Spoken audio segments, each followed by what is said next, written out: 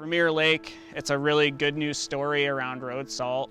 If it hadn't been for a volunteer that took it upon themselves to enroll Mirror Lake in the Adirondack Lake Assessment Program, we still might not understand what is going on. And we certainly wouldn't have made the progress on salt reduction that we've made since that time. In short, it was one of the saltiest lakes in the Adirondack Park. The idea at first was to try to figure out how to measure the amount of salt that was being applied in the wintertime. We knew the salt application was having a negative impact. It was 1 point. We needed to have something measurable so that we could have a goal to get to. And the local government and the business community, they really want to know what we're finding and they want to be a part of figuring out the solution.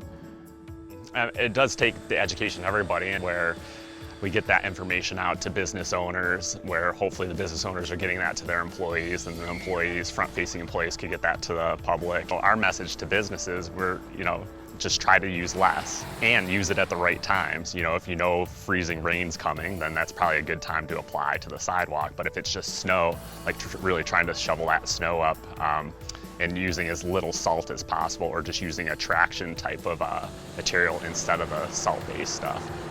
Giving the whys behind what we were doing, why we were trying to reduce the salt, I think was key, and I think it really did get everybody on board. As far as better practices with snow removal, it doesn't really take any more time or effort. It's just kind of changing the way you do things.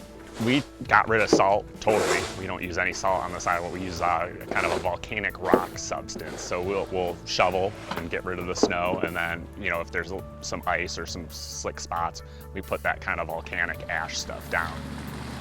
And I'm optimistic with the education component. Just keep talking to people and then keep making strides towards that salt reduction. I have a really optimistic outlook for the lake, especially seeing the data from this past year.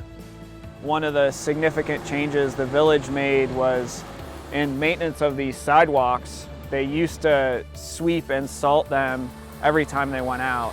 And now they're going out and sweeping, but not always salting. We've seen the salt concentrations in Mirror Lake just on a steady downward trend. So it is, for the most part, back to its natural mixing regime, which was one of our primary goals with the salt reduction efforts. And so lots of good news for Mirror Lake.